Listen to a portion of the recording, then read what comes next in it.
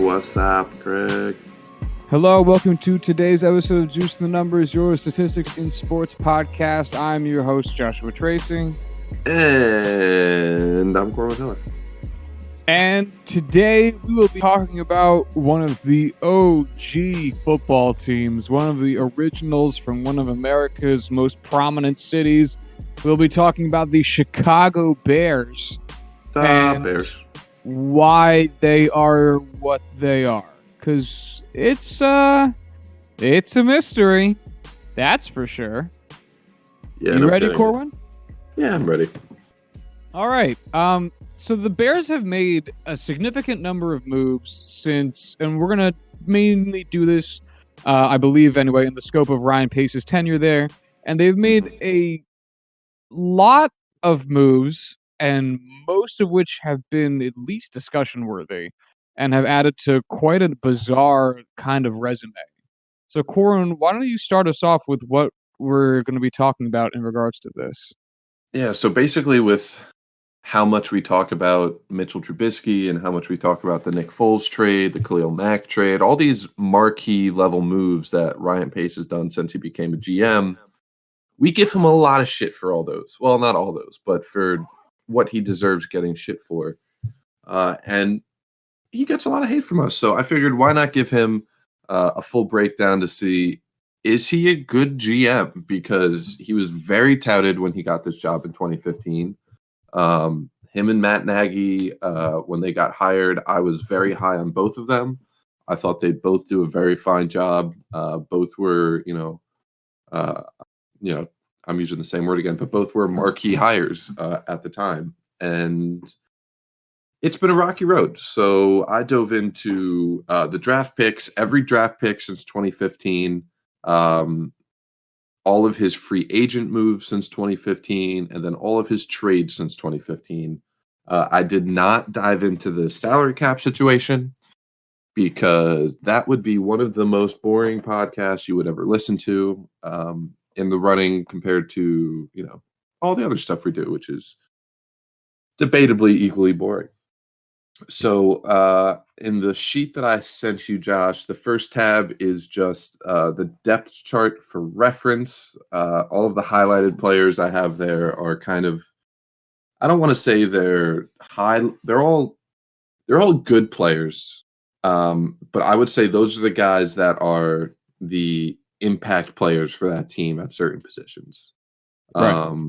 You have guys like Allen Robinson, James Daniels, Cody Whitehair on the offensive line with Bobby Macy.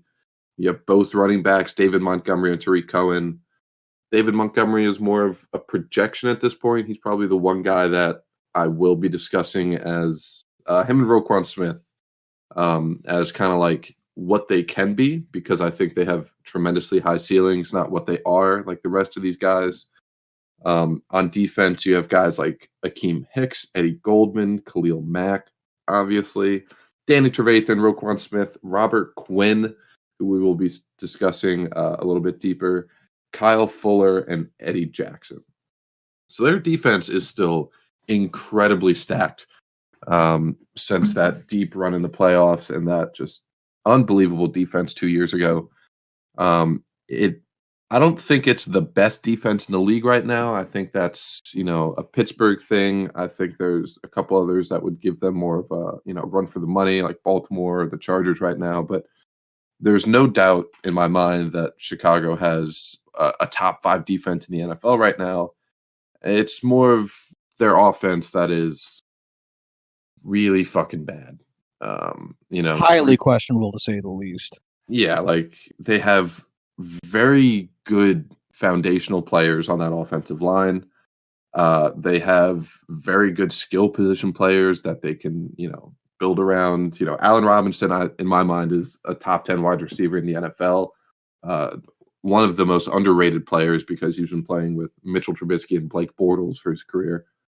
Tariq Cohen, David Montgomery, I think they're a fantastic running back committee. They have like 9 tight ends that they could choose from if one of them works out. And then it just comes down to the fact that Nick Foles and Mitchell Trubisky are going to be behind center for them for the foreseeable future. And that's kind of why nobody's really talking about the Bears right now as a serious contender, because they've fucked up that area of their team, undoubtedly the most important aspect, so royally. Mitchell Trubisky we'll talk about. Yeah, you know what? Let's go. Let's move on to the draft. Unless you have anything you want to say about this depth chart. It's such an awkward mishmash, and I think if you look at it in a vacuum, as you said, defense good, offense bizarre. But the fact that the offense is weird isn't the story, as we're going to eventually get into. It's how that all came to be. That's what's going to be the real discussion point, because like having project quarterback Mitchell Trubisky as your QB1 for the past like 2 years, teams draft quarterbacks in the first round and sometimes they don't work out. Like that's not original, but it's what they gave up to get him, how they got him, how they ended up with Nick Foles, and who else might have been available to them. It's like the story of this roster that's just so perplexing. And yeah, I'm ready to get farther into it. Let's move on to the draft. I started at 2020, moved back to 2015. I feel like it would make more sense to start at the beginning and work our way, closer in time. We don't need to do deep dives into all these players. Just I have some notes and highlighted who I thought were hits.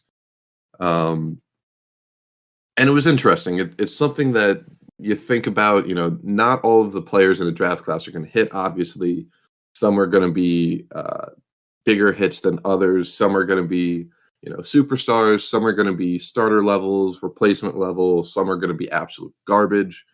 But there's different levels.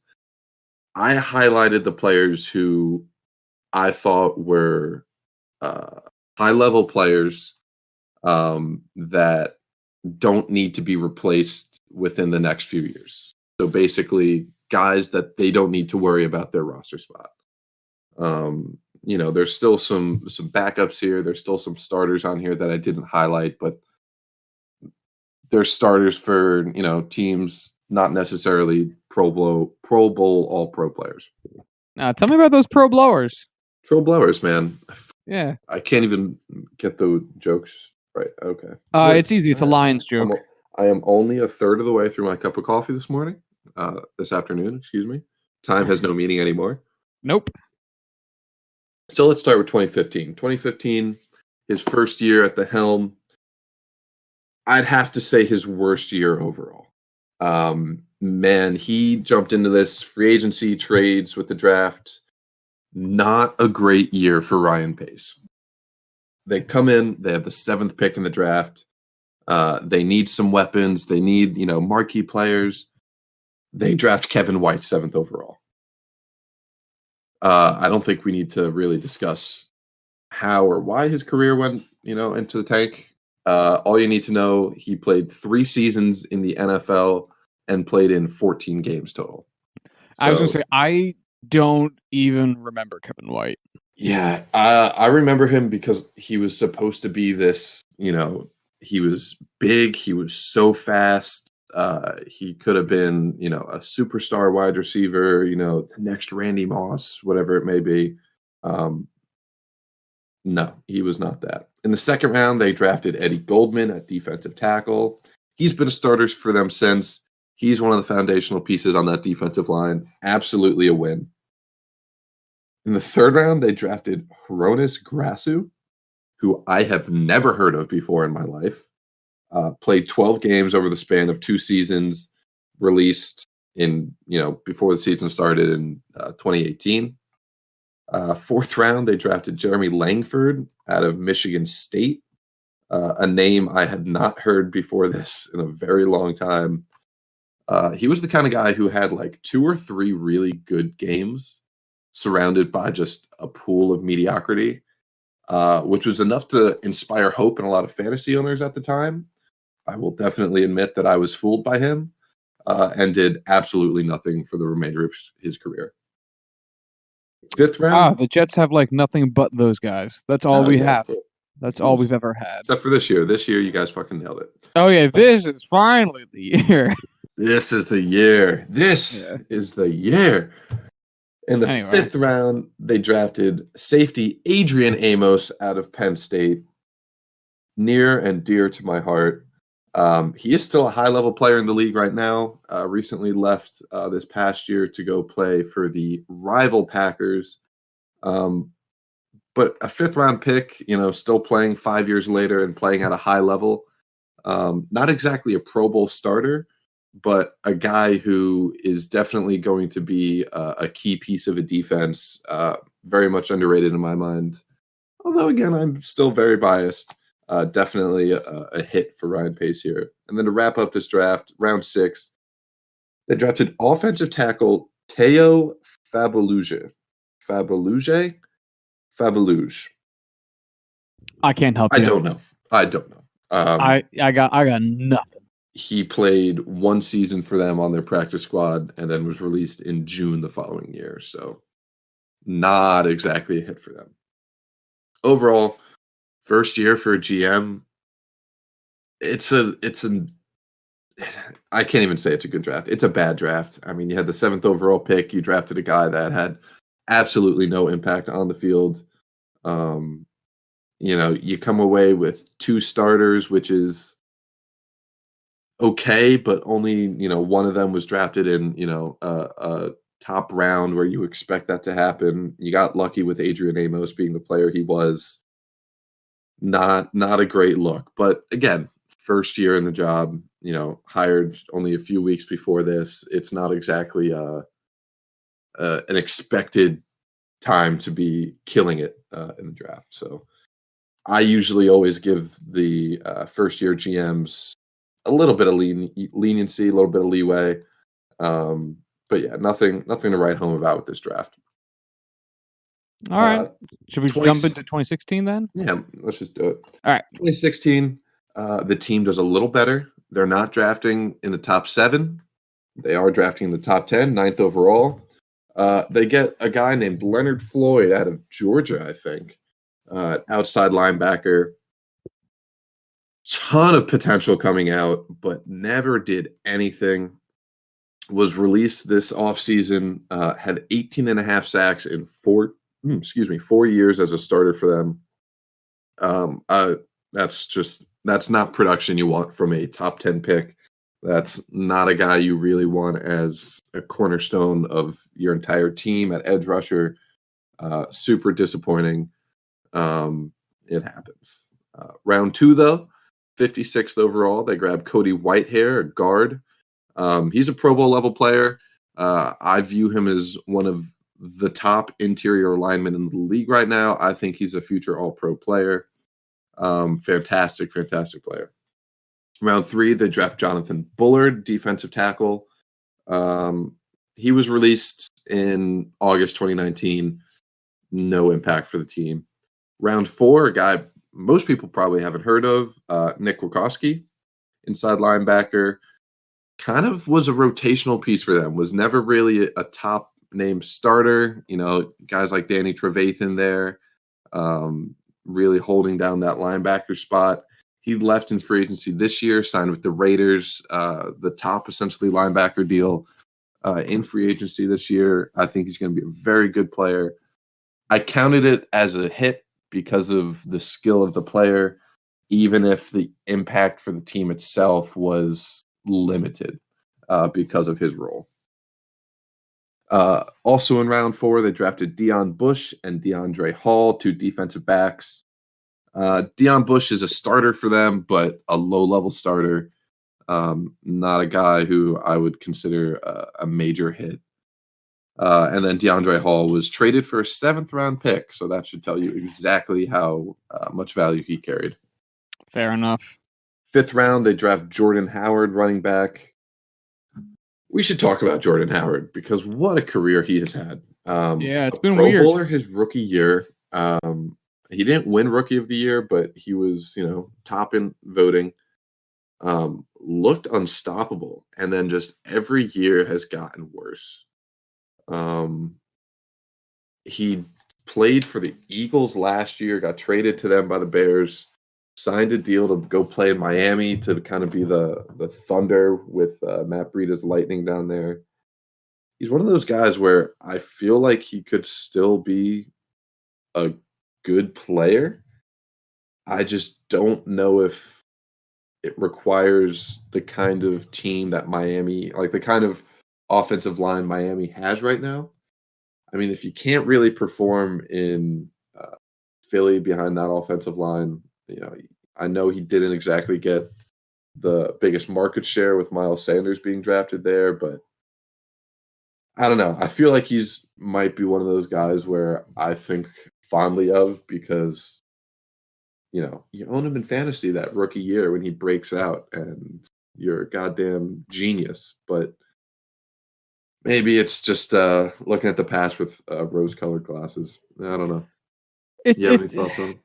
I mean, that's one of the reasons that people say to be careful about drafting running backs high. Not that Jordan Howard was drafted high; he was drafted in the 4th round. But maybe they have a part of their game that gets figured out or doesn't transition well into year 2. Maybe they just lose a step that we can't see, or they lose a level of vision, something like that. It's tough. It's a position that, in theory, you'd want to say, oh, just run harder or just run faster.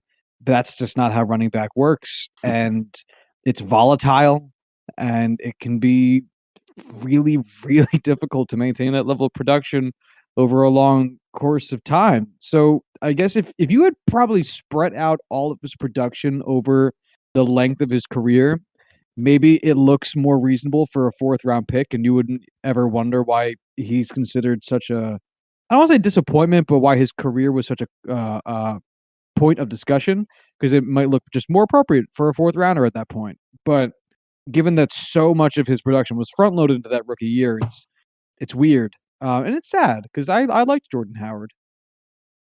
Do you remember him having a bunch of injury issues at all? I honestly can't remember off the top of my head. I want to say yes. I want to say his last year in Chicago he did, which is how Tariq Cohen got his job.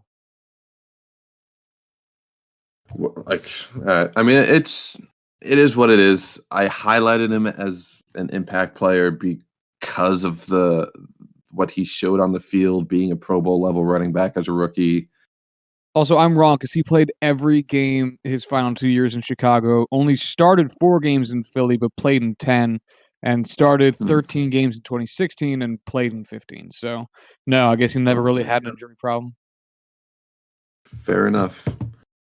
Yeah, he's one of those guys that's kind of really on the edge, just between good and replaceable. So it is what it is. 6th and 7th round that year, DeAndre Houston Carter, safety, practice squad player, and David Braverman, wide receiver, released very early. Actually, is that right? He was released almost immediately after the draft in April. That must be. Hold on. What? So David Braverman was released in April of 2016, the same month he was drafted. What did he do that caused him to get released so quickly? Fucked Ryan Pace's wife, apparently. Well, I feel like might as well. Braverman was selected in the 7th round, kind of Danny Amendola, Julian Edelman type. He signed what? Oh, it was okay. So they just had the dates wrong. Okay. I thought that was going to be good, guys. I'm sorry. I thought we had something there, something interesting, but no. Oh, that's okay, buddy. You tried. Oh, that's what matters. You tried. I tried my hardest. So that's the 2016 class. Kind of okay. Kind of whatever. Only 2 players that made any impact really for them long term. Actually, only 1 player that made any impact for them long term because Kukarski was a backup essentially. Right. Not exactly a great 2 years. No. I was a fan of the Bears, and I fucked up 2 top 10 picks, 2 back-to-back years. And my only claims to fame are 2 really good 2nd-round picks and 2 really good 5th-round picks. I would not exactly be feeling excited or inspired by my GM. No, you wouldn't be jazzed? I would not be jazzed, but there's hope on the horizon. Is there They have really? they have the 3rd overall pick in 2017. They need a quarterback.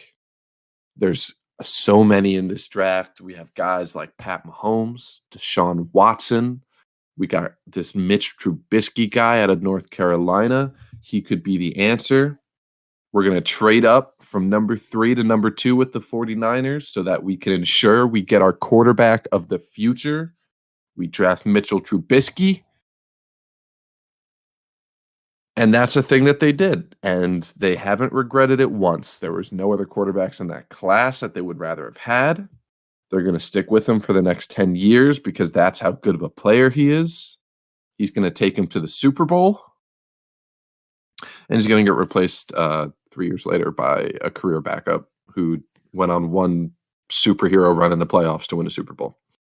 And threw 7 touchdowns in one game that one time. Yeah, that one time, super long time ago with the Rams, and everyone thought he was going to be the next superstar. Is it the Rams or is that the Eagles? I don't know why my mind. Oh no, because he won the Super Bowl with the Eagles. That's why I'm He won the picturing Super him Bowl in with the Eagles. He threw 7 touchdowns with the Rams because Jeff Fisher, my man. Yeah. So I feel like we can talk about the Mitch Trubisky pick a lot. The dude can't throw to the left side of the field. The dude really can't make any tremendous reads.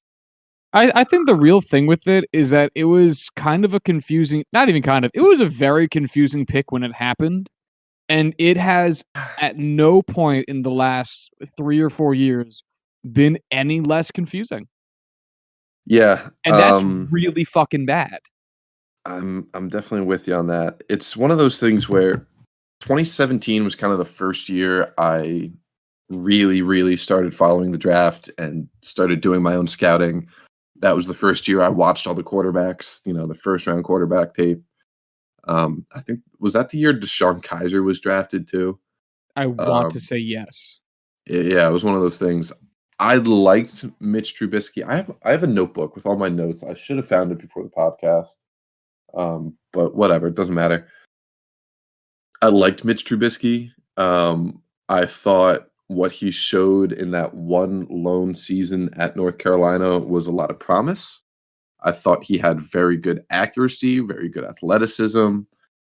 He is a tall white quarterback with a fairly decent arm. And you know what? At the time, I thought that was it. That was the peak. I was a John Elway scout.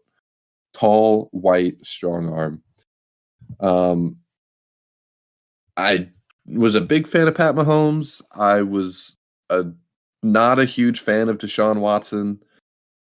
But man, it's just how different this team could be with either one of those guys. With fucking either one of those guys with one arm tied behind their back, I would take over Mitch Trubisky. It's just an all-time draft bust. It really is. And that's not even getting into, again, what was surrendered in order to get him. Would you rather, Corwin, have, so just to connect it all before I give you the players, the Bears acquired the 2nd overall pick from the San Francisco 49ers that draft. In exchange, the Bears gave the 49ers the number 3 overall pick, which was just one behind. I'm gonna read all the names at once. Sorry. Fucking my shit up, man. Hey, it's what I do best. The number 3 overall pick, the number 67 overall pick, the number 111 overall pick, and their 2018 3rd round pick as well. So, Corwin, let me ask you, who do you think they would rather have had at this point, the Bears, Mitchell Trubisky, or a combination of Solomon Thomas, number 67 in the draft, Alvin Kamara, and number 111 in the draft, Tedrick Thompson, and the 2018 3rd round pick from the Bears, which was Fred Warner. Oh, all man. Of that or Mitchell Trubisky. So essentially a big disappointment in Solomon Thomas, kind of slowly getting his way up to being a guy that you can have start. Probably will start for the 49ers this year, maybe. Man, Alvin Kamara and Fred Warner, those are two really good players. You have to take that. I mean, obviously. Mitchell Trubisky offers you essentially nothing.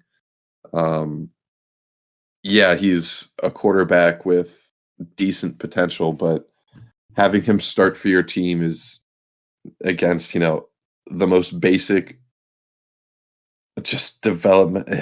He takes so much potential away from your team. You got to take the rest of the players. And that's the thing that I was going to say is like it's one thing to have a defensive end bust where it really sucks, but like it's not going to, if the rest of your defensive line's okay, maybe you'll be all right, or the expectations, the overall impact of the player isn't quite what it like. Quarterback, the stakes are so much higher.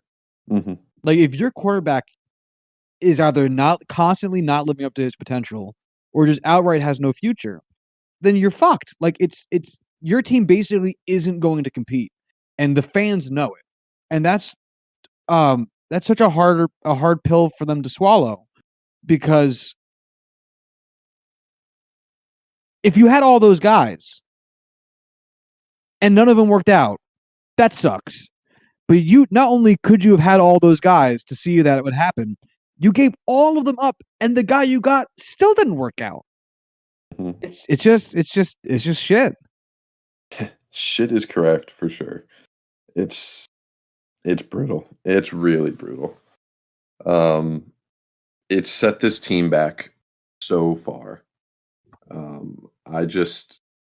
I'm surprised that Ryan Pace still has this job with how much this fucked up their team long term. And that it's not even a discussion point, really. I haven't heard him, granted, like, what the fuck do we know? But I haven't heard him be on the hot seat, like, at all as those types of discussions have rolled around. You hear, like, little things here and there, like, oh, it's a possibility, but it's nothing. Like, it's nothing realistic. I mean, even what they did in the following years, like, I think this might be the premier year, like the first year where they are in a make or break hot seat type situation.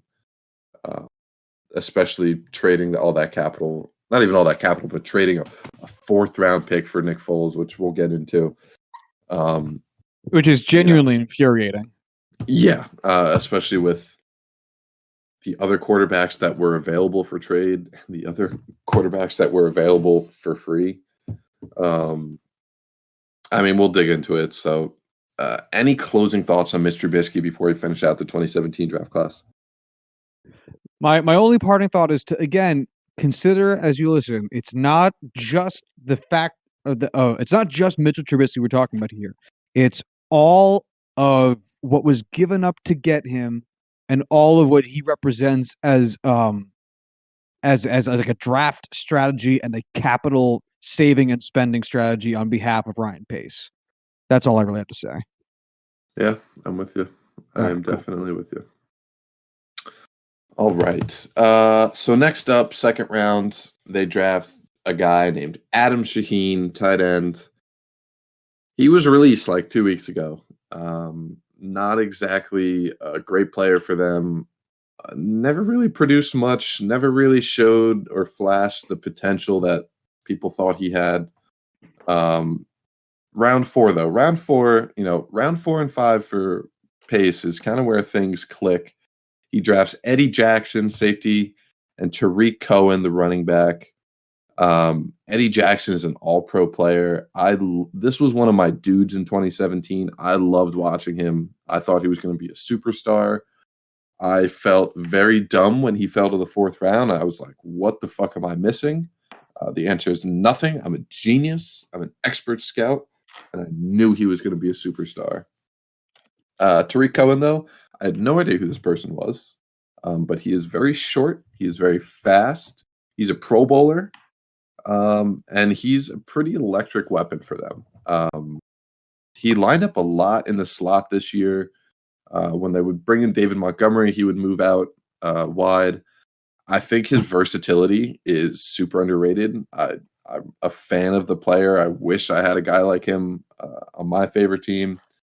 Um, I'm confused as to what the long-term plans with him are going to be, especially with David Montgomery having a rocky first year. But regardless, both of these guys huge impact players for the Bears. And then in the 5th round, they drafted guard James Morgan, released in 2018, did absolutely nothing. And end of sentence. Yeah. So this is kind of like the first. I don't even want to say it's a good draft class. Like they drafted 2 really great players, and they drafted a marquee quarterback that turned out to be absolute garbage and is now a backup. I could see coming out of this draft how, like, even with just 5 players, I would be so ecstatic, like just on cloud 9 coming out of the draft with these players. And a couple years later, 3 years later, it's not exactly the same feeling. Oh God, no! Because again, No it's like no one cares if you like really nail the 4th round pick if your 1st round selection is absolute butt. Mhm. So yeah, Yeah. So 2018, another top 10 pick because fuck the Bears. yes, 2018, truly just like the Bears of recent history, another top 10 pick for them. This time they got uber athletic linebacker Roquan Smith. High level starter for them. One of the most athletic, fastest linebackers in the NFL right now. Not yet a Pro Bowler, but I fully expect him to be soon. Definite All Pro potential after 2 years. After 2 years in the NFL. James Daniels in the 2nd round. These 2nd round picks always a hit for Ryan Pace. Center. I looked at this guy's stats. He's had only 5 penalties over the past 2 years. High level starter for them. Definite under the radar guy. I will admit my scouting abilities for offensive linemen is not exactly good. But I think he could be a very good player for them in that interior line. Another 2nd round pick here, Anthony Miller, wide receiver at Memphis. Has shown flashes of being able to be the guy opposite Allen Robinson. Put it all together yet. I blame it on Mitchell Trubisky because that's an easy person to blame. Not quite an impact player for them yet, but definitely can be relatively soon. And then things kind of fall off a little bit. Josh, I'm going to need your help on pronouncing this next dude's name. let me give. All right. Okay, Joel Good start. Strong start. Iegbuniwe. Like you said that like you were looking for me for reassurance, and I have no earthly idea how you would even come close to pronouncing that. I'm going to say with more confidence, Joel Iegbuniwe. I didn't have any more confidence in it. Joel Igbaniwe.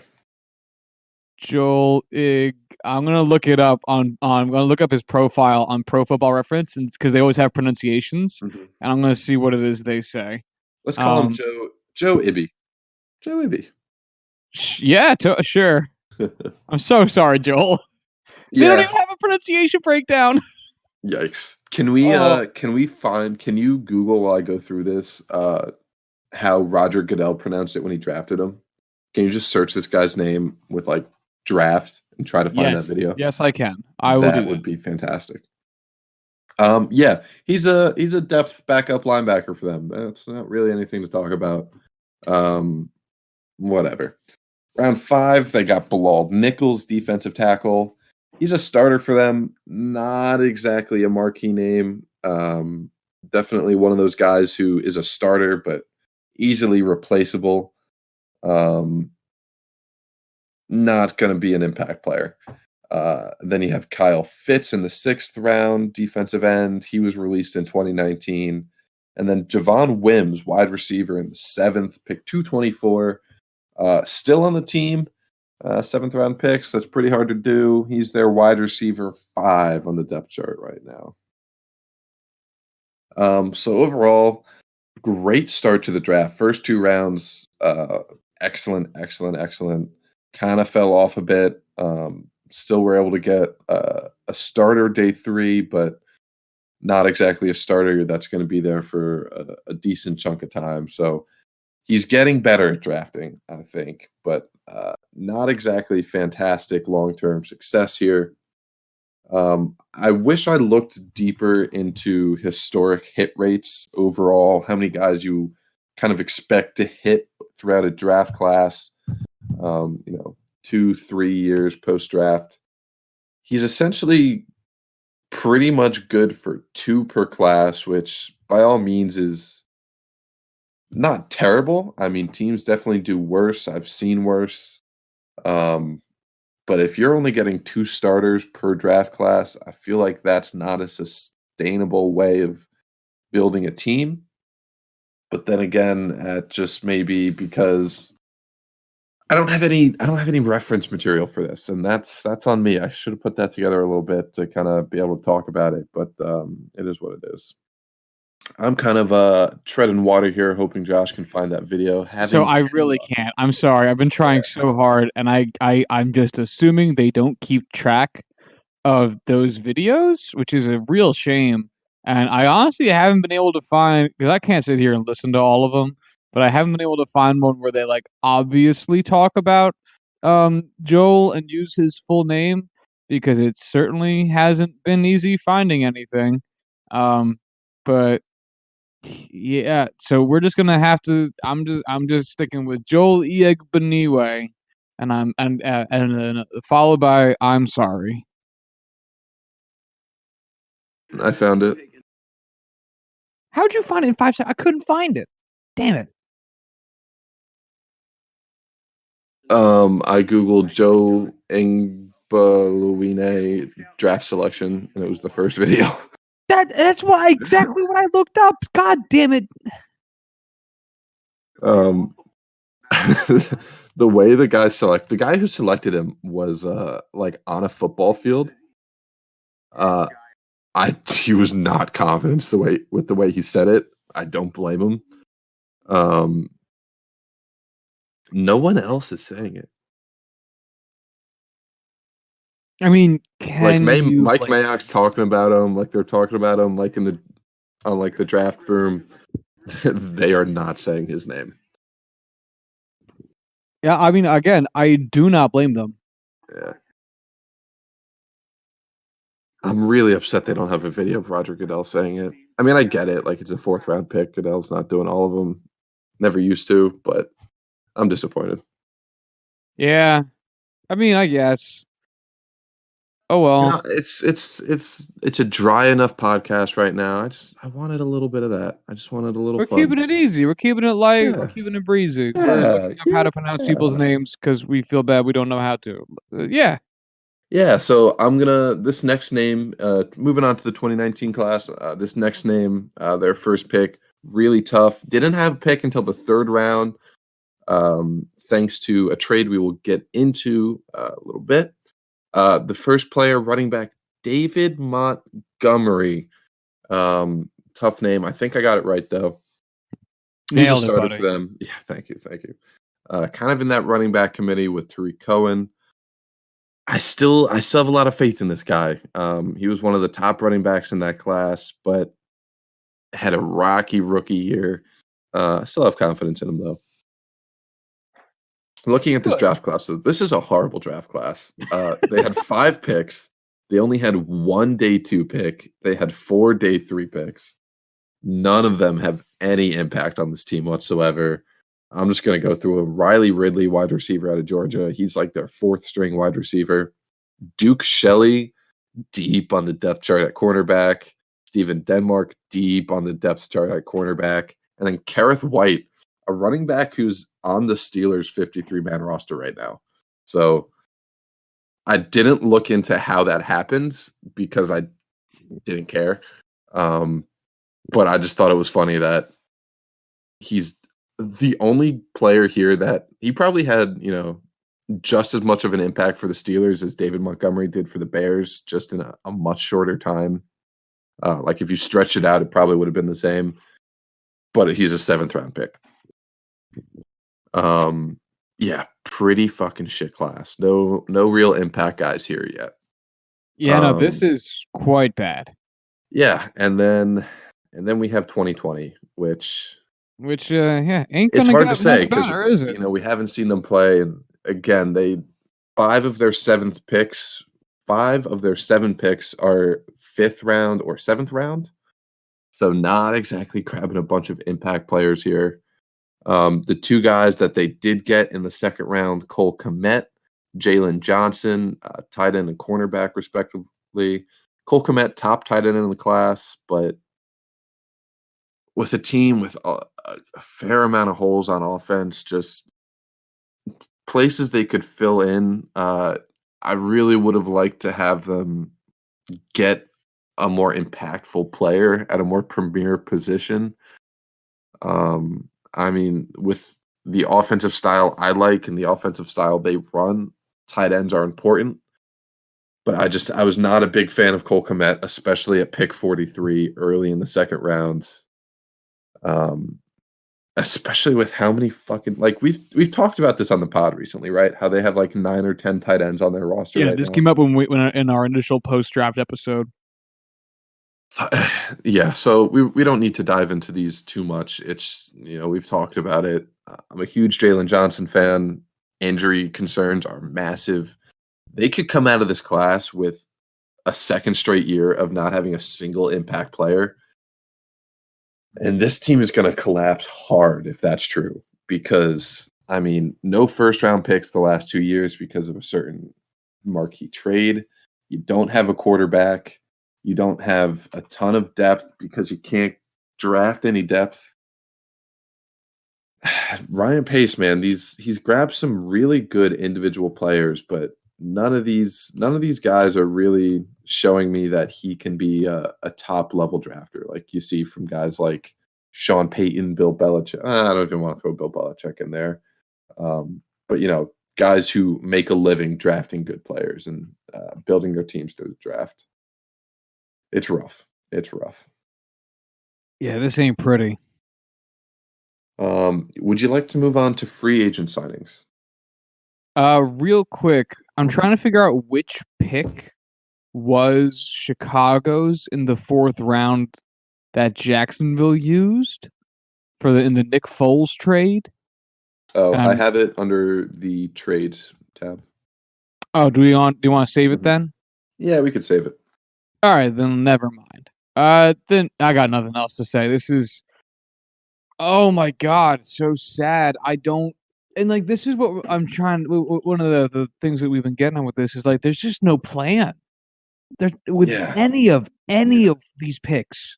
There's no intention.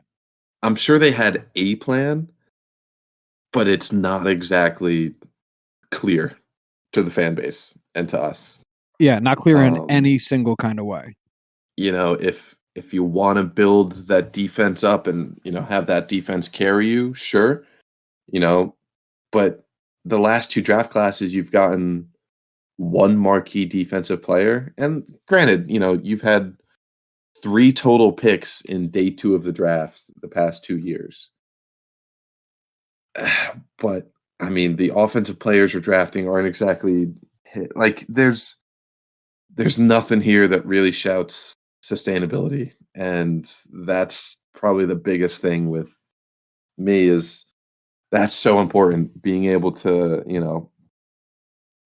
have that just constant stream of players to refill needs, to replace old veterans, guys that leave in free agency, guys that get hurt, having that depth. That's what good teams do well, is you build your team through the draft and you're able to sustain it and keep guys coming in, so you don't have these super inflated free agency deals that you have to sign in order to fill major needs because you can't through the draft, or you don't want to risk it through the draft. You want to attack now. You want to contend now. You don't want to wait for development. And teams that have to build themselves through free agency, They are in some precarious money situations, which we can dive into right now. Let's talk about it. Yeah, so you want to start at 2015, work our way through again? Yeah, sounds good to me. We can go quick on these. How about I give you the year, the total money, and the AAV, and you give me a yes or no whether or not that was a successful, whether, looking back, you think that was a successful free agent signing. All right, let's do it. All right, 2015. Do you remember Eddie Royal, the wide receiver? Zero collection. I remember him just because he was the only guy for them. Back when I started playing fantasy football, signed him to a 3-year, $15 million contract, $5 million per year. I mean, I don't remember his name, so I'm going to say this didn't work out. It did not. He was definitely never much of an impact player for them. I wish I kept in here whether they were released, what their success rate was, but it seemed to have gotten deleted at some point. I won't lose any sleep over it. This next one isn't a major deal, but Jimmy Clausen, do you remember him? The quarterback out of Notre Dame. Oh, quarterback? This definitely didn't work out. Yeah, so he was a high draft pick by the Panthers, I think. He was kind of basically like he was this like golden boy quarterback with the biggest fucking attitude, and just like he was a total piece of shit. The prima donna, just he was the stereotype for like prima donna, shitty attitude quarterback. Should have been like a top 5 pick, ended up falling to the 2nd round because of it. And after all that, they signed him to a 1-year, $260,000 contract, like a year or two after he was drafted. Oh, that's just fucking bizarre. Clearly didn't work out for the Bears, but I just wanted to point out how fucking funny that contract was. I think the only person that worked out for was Jimmy Clausen. I would not say it worked out for Jimmy Clausen. Monetarily, he got paid. Yeah, kind of. Potential wise, he could have gotten a hell of a lot more. If he wasn't such a dipshit. Yeah, that's just arguing whatever. No, you're right. You're right. Entree Roll, 3 years, $11.25 million, 3.75 AAV. So I didn't realize he signed a contract with the Bears at any point, and had to look it up because I remember him with the Giants. I don't remember him with the Cardinals, but that's because I don't pay attention to the Cardinals ever.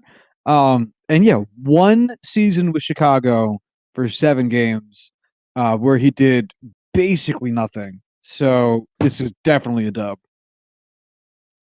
Yeah, when I saw this name, I was hopeful because I remember him being a good player for the Giants. But I guess his time in Chicago was not exactly the same level. Next up, Pernell McPhee signed a 5-year, $38.75 million contract. Defensive lineman. I'm looking at his baseball reference page right now because this name doesn't it doesn't ring any bells. His baseball reference page. Did I say that? Fuck, his Pro Football Reference page. He looked to have been relatively productive in 1 season. This didn't work out. I mean 12 games or 14 games with 12 starts in 2015 is nice. 6 sacks, that's fine. 2016, 9 games with 0 starts and just nothing to really speak of.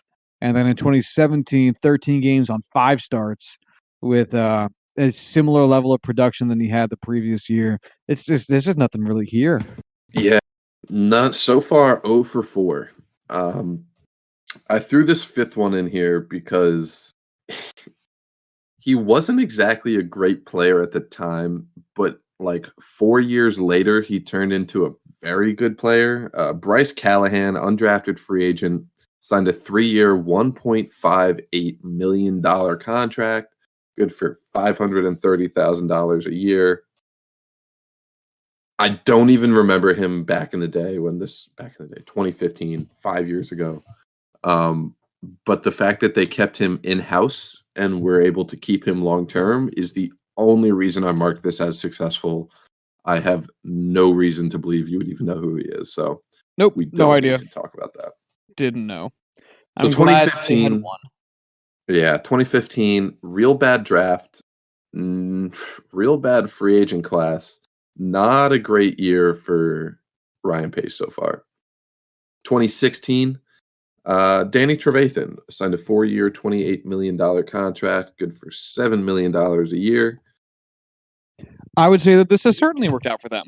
Yeah, Danny Trevathan's still a cornerstone of that defense right now, still holding down that middle linebacker spot for them. They snagged him from the Broncos after their Super Bowl run. I think that was 2016. That sounds right enough. I'm not going to check. Yeah, we'll go with it. It's not the end of the world if it's not. But yeah, great player for them.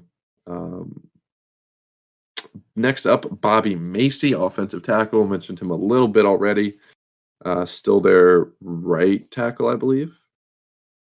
I don't really know how to judge tackles or offensive linemen in general, as we've discussed on the show. But the fact that he is still starting for them, I will take as being a good sign and say that, yes, this has been worth it. Yeah, contract just for reference, 3 years, $18 million, $6 million per year for your starting right tackle who plays at a fairly high level is pretty dope. And then finally, Akeem Hicks signed a 2-year, $10 million contract. I just realized that there's no way, since he's still a starter for them, there's no way this contract held up through 2020. So I definitely missed his second contract with this team. Either way, though, it's worked out for them. Yeah, I mean, the fact that he signed another contract with his team, especially at assumingly a higher amount of money, would definitely lead you to believe he was successful. So finally, 2016, also not a great draft class, but hit on all of their major free agents. That must feel pretty good. Yeah, no, this is a success. 2017, Marcus Wheaton, wide receiver, signed over from the Pittsburgh Steelers, signed a 2-year, $11 million contract, $5.5 million a year. Yeah, I also have no idea who this is. That's because he fucking sucks. Yeah, I'm looking at his approximate value, and in Pittsburgh in 2013 it was 1. In Pittsburgh in 2014 it was 6, which is good. 2015 6, which is good. In 2016 it was 0, and then Chicago signs him and it was 0, and then he goes to Philly and it's 0. So yeah, there's no reason I shouldn't know who this is. I don't remember if it was Marcus Wheaton or Sammy Coates for the Steelers, but I just looked up the tweet and it's Sammy Coates. So never mind. We'll just skip past that and pretend I never said anything. Yep. Oh man, Mike Glennon signed a 3-year, $45 million contract, $15 million a year. Should he not have? I mean, this has certainly been a win for them. I mean, this is such a victory for the Chicago Bears. You know, he won Super Bowl MVP there. He's really been nothing but a sterling example of how to properly helm a football team. So obviously a win. This is just this is something. I mean, you move up to draft a quarterback number 2 overall, and then you sign his backup, his mediocre backup, to a $15 million per year contract. This was something we shit on a lot at the time. Looking back, we were spot on. This was a ridiculous contract. I hear the phrase a lot now because we've talked about it with Jalen Hurts. You're only as good as your backup. That's fine, but if you're drafting a quarterback in the top 2, best case scenario is that backup you sign will never play a game. Worst case scenario is he's your starter while you tank for another quarterback. Either way, you don't want to be paying big money to that guy. Like, you bring in a guy like Josh McCown, you pay him $12 million a year. He is the kind of veteran that is great with young quarterbacks, uber intelligent, has played for a ton of different teams, knows his knows his stuff. I can get behind that because that's a guy that's going to help you develop your quarterback. Mike Glennon has never been that guy. This is one of the worst. I will say, like, of all the bad shit Ryan Pace has done in his career, he just cannot do quarterbacks. Like, it's unbelievable how bad he is at just assigning quarterbacks value. Whatever. Yeah, I don't want to be Mike Glennon to be the guy that we focus on throughout this entire thing. No, but it's what Mike Glennon represents. So true. Which is just me fucking with things I've said previously in this podcast. But it's true. I mean, like, this is such bad judgment. So, like, not only they gave up all of the previously mentioned draft picks to get Mitchell Trubisky, and are also paying for a second round pick, his contract, which is a sizable contract for a rookie because it's second overall. It's a lot of money. And they're paying already forgot how much. I have to check the spreadsheet again. How much are you getting paid, Mike Glennon? $15 million a year from Mike Glennon. All of this capital for two dudes who Mike Glennon didn't even work out in the one season that they tried to get him to work out, and Mitchell Trubisky, who hasn't worked out in the 3.5 seasons that he's had. Like, it's been insane. And like you said, it was a thing that we were all scratching our heads over when it happened. And we scratch our heads over it now because, oh my God, it doesn't make and everyone's like, every time anything like this happens, people always say, oh, Aaron Rodgers sat behind Brett Favre for a few years and look how he turned out. Yeah, well, all right. So first off, Mike Glennon's not a Hall of Famer. Okay, let's start there. Second of all, the Packers didn't need Aaron Rodgers to start right away because they had a Hall of Famer. Also, Aaron Rodgers was taken 24th, not second. Just because you have a guy that you just drafted doesn't mean he has to sit behind anybody. And if he doesn't automatically mean that you're right. Just because, hey, Rodgers did it and look at him. That's stupid. This was stupid. I'm mad. I'm glad you feel that way because that's how you should. They also, this draft class, signed Prince Amukamara to a 1-year, $7 million deal. Yeah, this was pretty good. Yeah, it was fine. I don't think he was their cornerback. He might have been their cornerback one at the time. I don't remember, and I don't feel like looking up the Bears 2017 roster because that's fucking dumb. But yeah, I mean, he's a good player. $7 million for a relatively good veteran cornerback is nothing. I also threw Bryce Callahan in here again, who signed a 1-year, $600,000 contract. Great deal for them. Great deal. Great value. It's been superb. Next up, 2018. Things are looking up because they sign a guy out of Jacksonville named Allen Robinson to a 3-year, $42 million contract. Good for $14 million a year. Just one less than their backup quarterback, Mike Glennon. This is a tough one because I don't have Allen Robinson's Pro Football Reference page in front of me, but if I did, it might not look great. But that is only as a result, as you said previously, of his quarterback play. This is absolutely worth it. It's like one of the only dudes they have really that's worth a damn on offense. So definitely worth it for. I'm not sure it's paid off, but definitely worth it. I feel that they wanted to double up on wide receiver that year, so they spent 4-year, $26 million contract on Taylor Gabriel coming over from the Falcons, maybe. Yes, the Browns. Browns, then Falcons, then Chicago. Oh, really? Oh, yeah. Wow! Look at that. Your thoughts? Again, I'm looking at his page, and it's so tough to judge because in Chicago, between these two seasons, 25 games, he's put up 1,041 yards combined, and that's not a ton. But at the same time, it's like he's got Mitchell Trubisky throwing to him. You know? It's one of those things where it's hard to hold that against him because 20 18 wasn't exactly a great year for Mitch Trubisky. Honestly, probably one of his better ones, I feel like. I One think of those it 2 was his years, best 18, year. 19. Yeah. But I mean, $6.5 million for a guy I'd say with this is his worth skill it. set. Yeah. It's right on the edge, but might as well. You know, the money's not a huge deal. With a rookie quarterback, you're trying to get more targets or trying to get more receiving threats for it. Then I get it. I think this is fine. Also that year, another receiving option for Mitchell. Trey Burton, 4-year, $32 million contract, good for $8 million a year. Just for reference, Trey Burton was released about 2 weeks ago. Yeah. Yeah.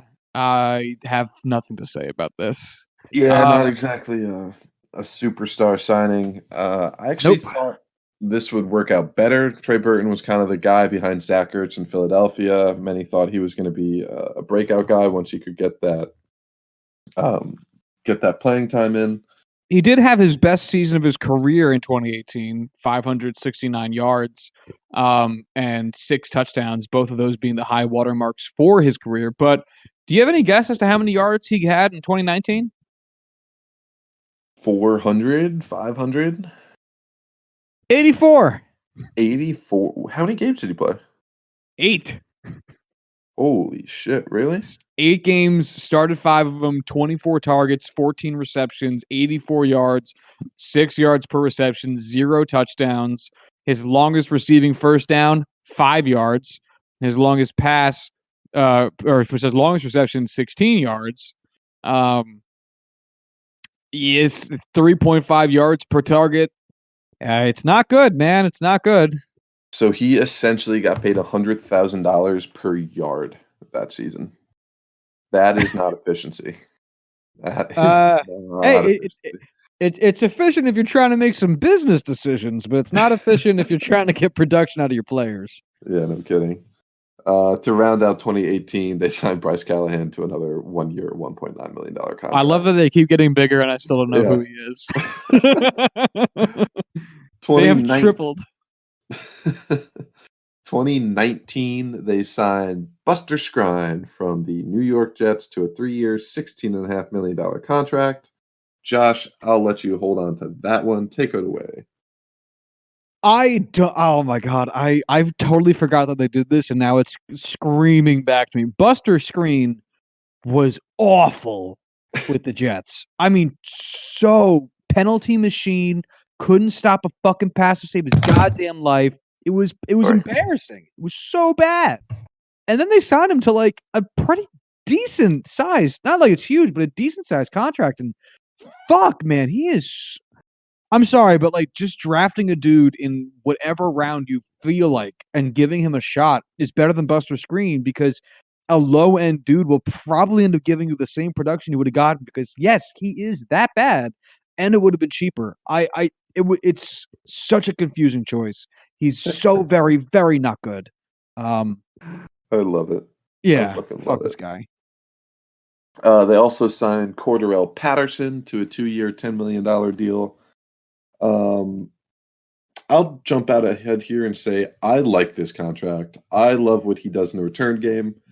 I think $5 million for essentially a wide receiver 3 who is also just happens to be the best return man in the NFL at any given time is a fairly good contract.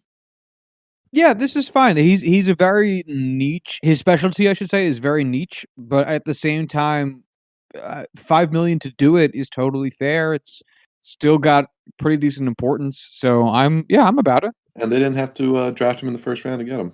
The Vikings. Oh. Did you hear Percy? Just because it's the same essentially type of player and played for the Vikings. Did you hear Percy Harvin's coming back? I don't believe you. Yeah, he said he's going to try and mount a comeback this season, try and sign with the team.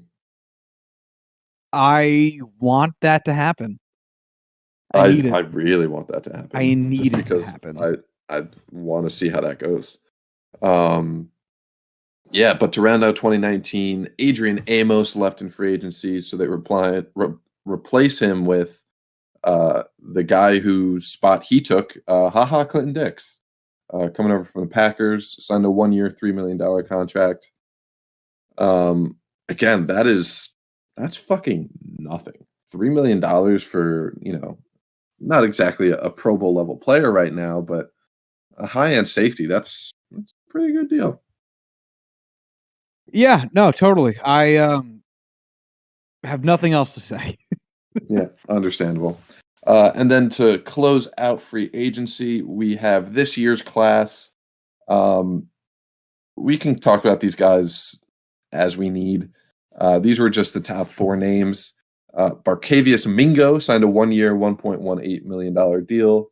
80 great name. 80 great name, absolutely. Jermaine Ifedi signed a 1-year, $1 million deal. Jimmy Graham signed a 2-year, $16 million deal. And then Robert Quinn signed a 5-year, $70 million contract. I'll start with Jermaine Ifedi because I definitely have something to say about him. He's not good. No.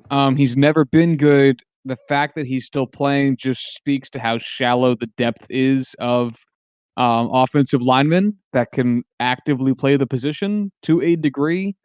So in some respects, I get it. You take veteran position players as you need them, and they didn't pay much to get him, but he's not good. So B plus. The Jimmy Graham signing's just fucking weird, man. Yeah. $8 million a year for another tight end? An old tight end? An old bad tight end. Yeah, who's coming off like a not great stint. For the past like 3 seasons.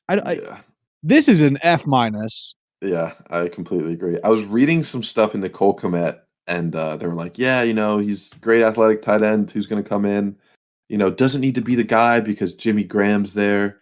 And he could kind of be that like possession tight end for them. And I was like, what the fuck are you smoking? Thinking Jimmy Graham's going to come in and be an impact player for the Bears. My goodness. I also hate it's definitely true in some respect, but like the universal thing that happens with football analysis where it's like, hey, they have XYZ mediocre player, but it's fine because they have ABC player who's better who will like help them out. And it's like, all right, sometimes, sure, if you have an obvious CB1 and you pick up what is more likely a CB2 or 3, then yeah, he doesn't have to do as much work because the CB1 will probably take the tougher receiver or whatever. But tight end? No, fuck you. Absolutely not. That's not how the position works. You can't just claim depth on everything. Yeah, it's like, I'll say, I think the Robert Quinn signing is just as egregious, but the fact that Jimmy Graham has been just so bad for the past couple of years and he's getting $8 million a year, I don't know. I feel like I'd have to give that one the edge as garbage contracts go. I don't like any of these contracts. Like, sure, Jermaine Ifedi for $1 million, that's nothing. Barkevious Mingo for 1.18, that's nothing. Whatever, they're depth guys. They're not good, but whatever, they're depth, so it doesn't really matter. These 2 older players who have been, Graham has definitely had no production the past couple of years. Robert Quinn has had not great production over the past couple of years since leaving the Rams. I should look that up just for, Which one? Robert Quinn. I don't need to see Jimmy Graham's stats. That's fine. Robert Quinn's last, I'll go 3 seasons, his approximate value, starting in 2017, 6, 2018, 7, 2019, 8. So it has been steadily improving. Those are good. Definitely not what his 2013 season was, when he had 16 of approximate value, or 2014 when he had 12. But they're not bad. This is definitely an overpay for sure. Yeah. It's an overpay, and I don't know what the market both in term and money. Oh, for sure.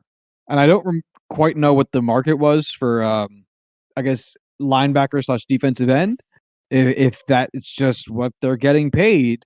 Although given the track record that we've just presented to you for Ryan Pace, chances are he overpaid because he's just an idiot. But going into his age 30 season, giving him 5 years to hope that don't get me wrong, like 11.5 sacks last season's the most he's gotten since 2013. So his second most ever. But at the same time, like the Dallas defense, I guess the Bears defense is really good too. I don't know, man. It's a gamble. It's a big gamble. It could end up paying off in spades. It could end up crashing and burning. But I don't think Pace deserves the benefit of the doubt. I disagree. I don't think it's going to be able to pay off in spades because you don't think so? I think it could pay off, but the fact that he's making $14 million, the best case scenario is that he provides adequate production for $14 million a year. I don't think there's any way he can exceed this contract in any way. No, actually, I will concede. You're probably right about that. Going above and beyond this contract would be very difficult. Right. Nigh impossible. Yeah. So that's free agency. I don't have a lot of love here. I don't like most of these contracts. There's a couple that are decent. There's very few that are very good. Honestly, like Allen Robinson is probably Bryce Callahan is my favorite signing because he's 100. Which time? Yeah, exactly. Allen Robinson is probably my favorite signing, and even that is limited because he can't produce with what's around him. Wide receivers can't throw themselves the ball, so hard yikes for Ryan Pace. I don't have a lot of hope for this free agency class either. So, would you like to close out with these trades? These 4 or 5 marquee trades that he's made. I'm sorry. Say it again. I zoned out for a second there. That's fine. You want to close out with these trades? Oh yeah. Sorry. Let's do it. All right. So he's had essentially one marquee trade every year at GM outside of 2017 when they drafted Mitch Trubisky because they had no capital to do any trading. So let's start in 2015. This one is going to be near and dear to your heart. They sent Pro Bowl wide receiver Brandon Marshall to the New York Jets for a 2015 5th-round pick. That was an amazing season for Brandon Marshall. I was so hyped about Brandon. It ended up turning into nothing, but I remember being just so excited for Brandon Marshall. That season and the seasons after when he eventually did nothing. Went to the Giants. Just for reference, that season, 109 passes caught for 1,502 yards and 14 touchdowns. Ridiculous. Unbelievable season. Unbelievable. With Ryan Fitzpatrick as his quarterback. Just my God. He's fucking magic.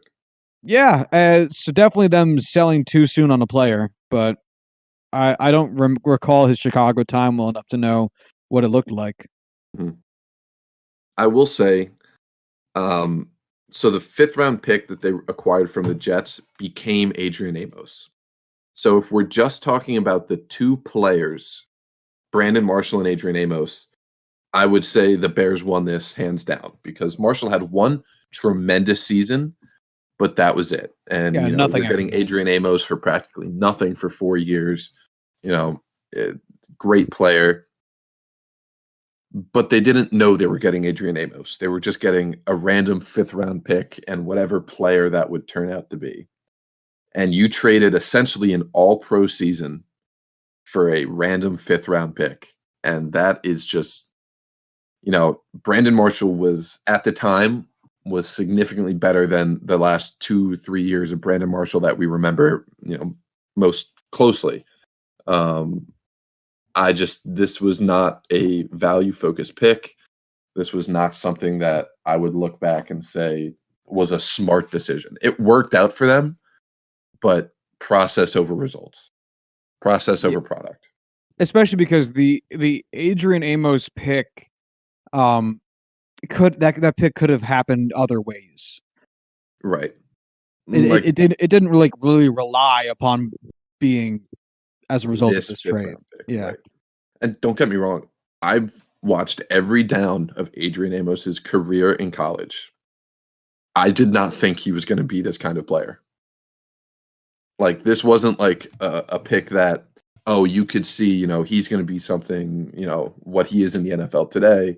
And there was just something that caused him to fall. He wasn't noticed by scouts. It was just, he just happened to work out in the NFL. Mm-hmm. So yeah, they send a 2016 fourth round pick in exchange for Martellus Bennett and a 2016 sixth round pick. So moving up 2 rounds in exchange for Martellus Bennett. Chicago's pick ended up being DeAndre Hall, who, like we said, didn't do much of anything in Chicago. New England's pick in the 6th round became Jordan Lucas, who is a low end but a starter. I think he's with the Chiefs right now at safety. Another Penn State guy, surprisingly. This is one of those things where Martellus Bennett had a pretty decent year. Nothing spectacular, absolute nightmare in the locker room. And again, process over product. Yeah, the 4th round pick didn't turn out to be anything, but you got rid of a 6th round pick and a guy that you didn't want in your locker room in the first place. I'll chalk that up as a success. Like, sure, nobody can honestly say they won this trade looking back. Maybe the New England can because they won a Super Bowl and Martellus Bennett was a starter for them, but not much of anything there. No one really wins this. This is a trade that has happened. Yeah, I'm with you.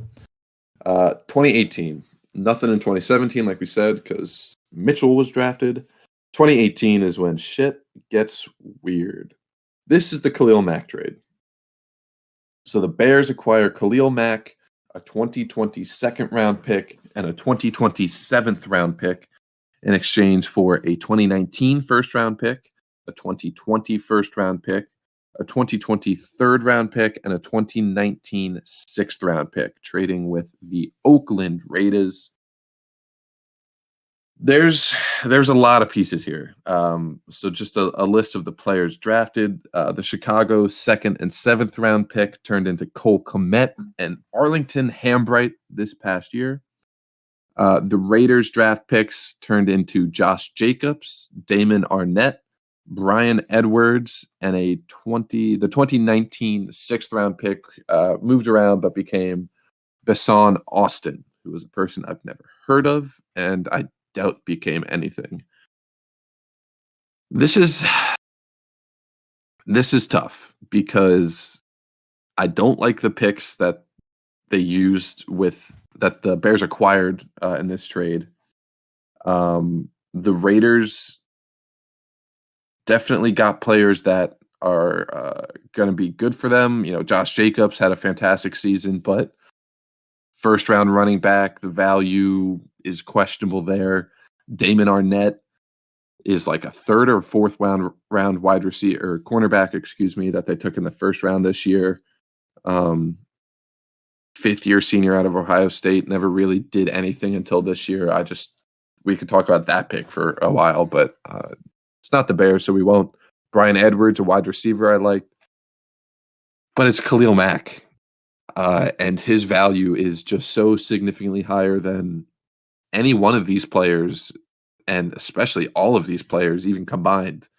I have to give this a win to the Bears. You got the best player by far out of this deal. Yeah, he gets paid a lot of money, and you had to sign him to a very, very large contract. But at the end of the day, he's in conversation with the best defensive player in the NFL. And you don't just pick that up off the ground. That's not something you find every day. So this is a win for the Bears. Yeah, I have to agree. It's tough because, like you said, all of the picks ended up being garbage people. Or if not that, just kind of being like whatever players, some good, some bad. So it was a mixed bag. Like if the Raiders went out and have themselves a fucking draft, Yeah.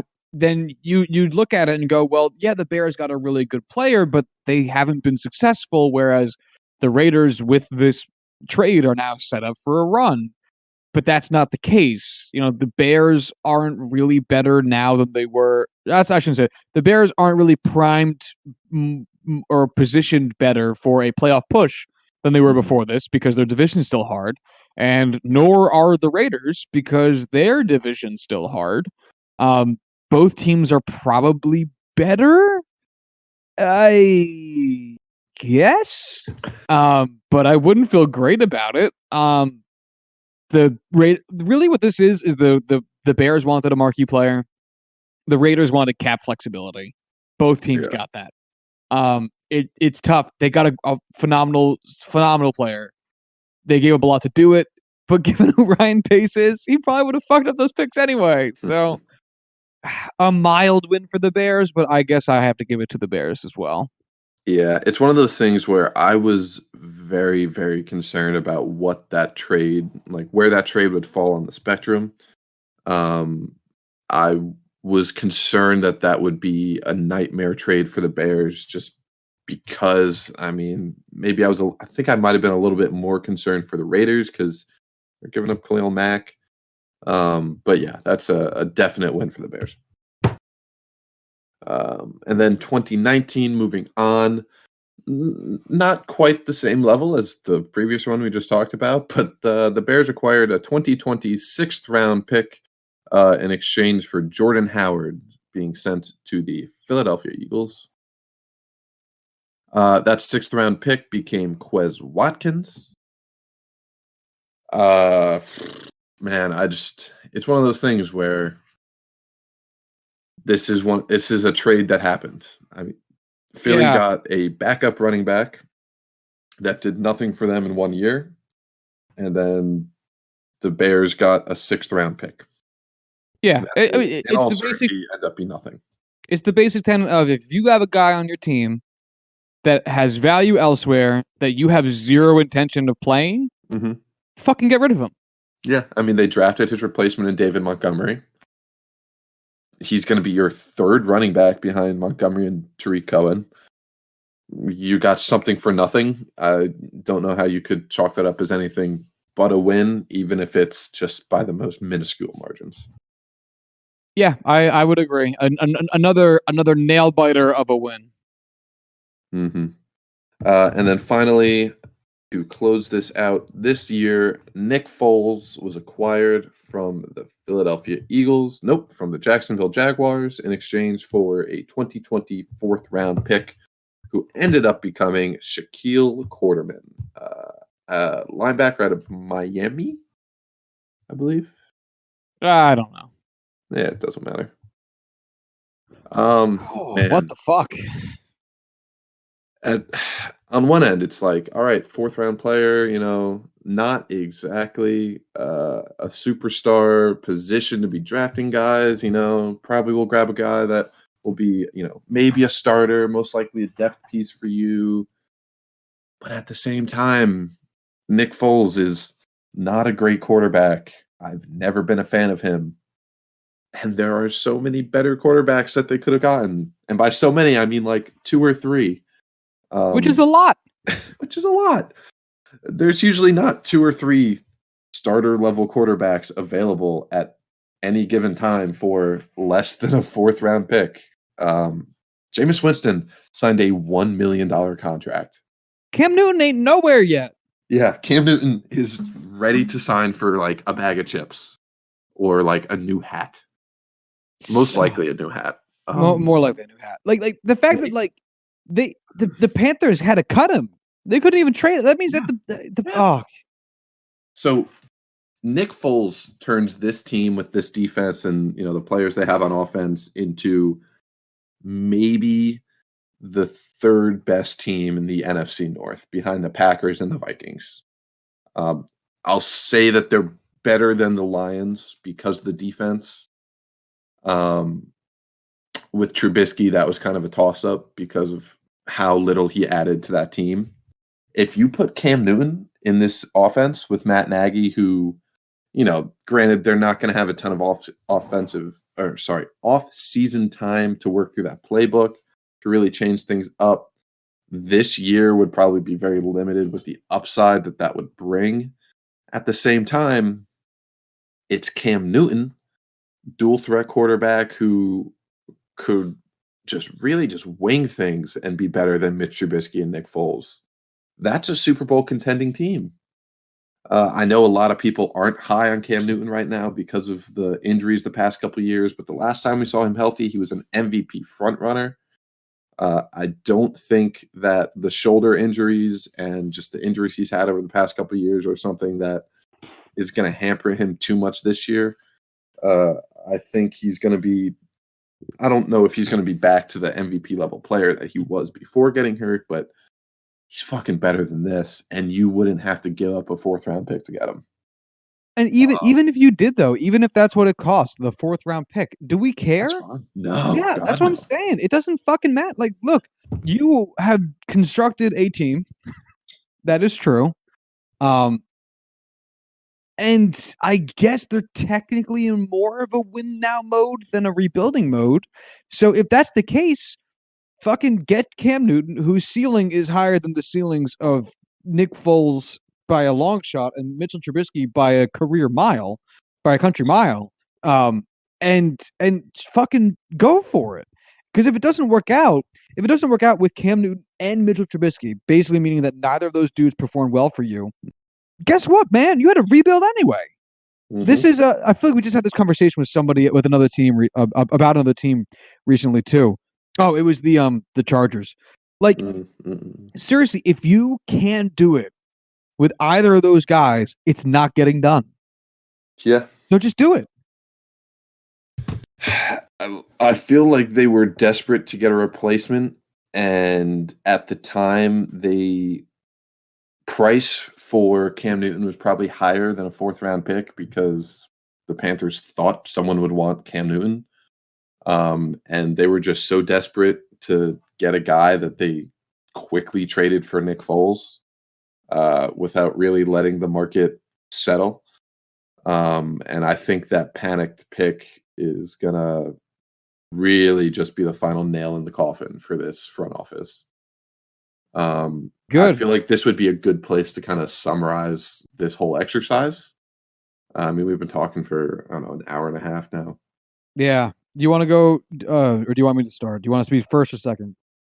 No, I figured we could just finish talking about this Nick Foles pick and kind of be like, this is where we summarize everything. Yeah, no, I got you. Yeah. Man, like it just the inability to finish this team, the inability to find value at the quarterback position and be able to fairly judge and just make like there are so many poor decisions made in the name of just trying to find that final straw that puts this team together. Maybe not that's a bad idiom to use, but final piece of the puzzle. Exactly. And I just think that they are trying to outrun the Grim Reaper here. And I think for every step they take forward, they're taking 2 steps back because of how important the quarterback position is in the NFL and how fucked up they've been with trying to solve that. I don't think Ryan Pace is going to survive another year in Chicago. I think this is it for him. I don't know. Who knows? We're still uncertain whether we're even going to have a season. We're definitely not having an off season the way we have normally. So maybe they're able to swindle another year out of it because of all the excuses they'll be able to shit out. But overall, man, I was a fan of Ryan Pace. The name recognition kind of, led me to have a lot more faith in him than the results show. And there were points in this where, damn, all right, Ryan Pace is a smart guy, making some good picks, making some good signings, but as a whole, he's not the guy I want running my team. And is Ryan Pace a good GM? No, I got to say no. No, he's shown a consistent inability to properly value a single one of his assets, whether that's a current player or a future player vis-a-vis a pick. It's pathetic. It's embarrassing. He has just stalled the Chicago Bears as a franchise in terms of their possible success, present and future as a result of his poor drafting over the course of his entire tenure. He's got to go. Like, that's it. That's all there is to it. These dudes got to go. Look, there's no shame in trying something out. They tried out Ryan Pace.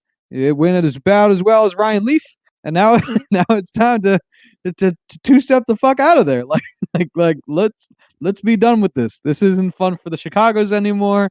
Get him out of there. So I think we can both agree that the trade up to grab Mitchell Trubisky was the worst move in the Ryan Pace tenure. Oh yeah. What would you say is the best move he's made? Draft, free agency, trade. What stands out as being like the peak of this? For drafting, I'm going to say Eddie Jackson. 100% agree. Definitely seems like it. For free agent signing, oh my god, there probably Allen Robinson just by default. Yeah, I'm with you. I'm kind of like right there where it's like Allen Robinson because of how good a player he was or is, excuse me. I mean, Akeem Hicks maybe just because he got him for so cheap back in the day. True. But at the end of the day, it's not like we're picking between a couple diamonds here. Yeah. Agreed. And for trades, I will also go Khalil Mack kind of by default. I know it's the biggest and splashiest, but it didn't turn out terribly, and he did get value. Whereas with the rest of these, they're kind of just whatever trades where he didn't really get value of any kind. So yeah, I agree. I'm gonna also go with Khalil Mack because again, that's kind of the only.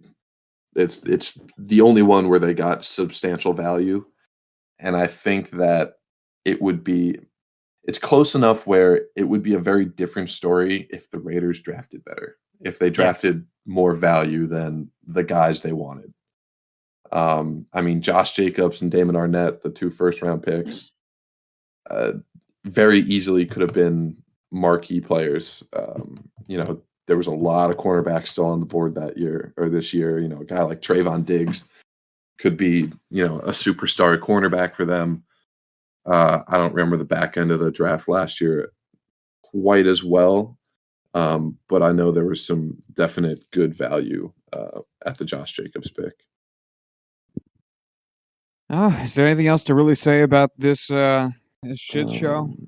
Man, Marquise Brown, Montez Sweat, Jonathan. There was a lot of good players on the board at that pick. So, yeah, get the fuck out of here, Raiders. Well, it's John. What do you expect? Hell, they could have drafted Drew Lock. Yeah. Let's wrap this up, Josh. This was fun. All right. Yeah. This was good. This was an important discussion topic in this post COVID-19 world. Anyway, yeah, this was good. If you want to follow the show on Twitter, you can do so at JuicingPod. If you want to hit us up via email, you can do so at juicethenumbers@gmail.com. Corwin, do you have your movie pick? I do. I said I was going to go Wes Anderson. I lied because you know what? I'll let you decide whether I should go between The Fantastic Mr. Fox or Moonlight. Because I was thinking Moonlight, I was thinking Fantastic Mr. Fox. I can't decide. I would prefer to rewatch Moonlight. All right, Moonlight it is. All right, I have been mulling over what I want to do in regard to recent or past. Although I kind of want to take another swing with you on foreign language. So I am going to go with Autumn Sonata, the Ingmar Bergman film starring Ingrid Bergman and that woman who's in like every Ingmar Bergman film whose name I can't fucking remember. But yeah, she's great in it. She's fucking great in everything. I love her, and I never remember her name. So Autumn Sonata for me. Is this movie going to be 3 hours long? No, this is actually a rather short film for Ingmar Bergman. I could have made it Frankie and Alexander, and we could just have a 4-hour adventure together. But Autumn Sonata is like a 90 minutes, so it's all good. Perfect. Yeah. I changed my answer to Dr. Zhivago. No, I don't want to watch Omar Sharif be brown. No, he's white in this one. He gets to pick. It's really funny. Anyway, he's yeah. So that's it. Those are the picks. We'll talk about those on the Thursday episode. So if you want to watch them before that. If you don't want to watch them, fucking don't. I don't control your life. That being said, until Thursday, my friends. Bye. Have a good one.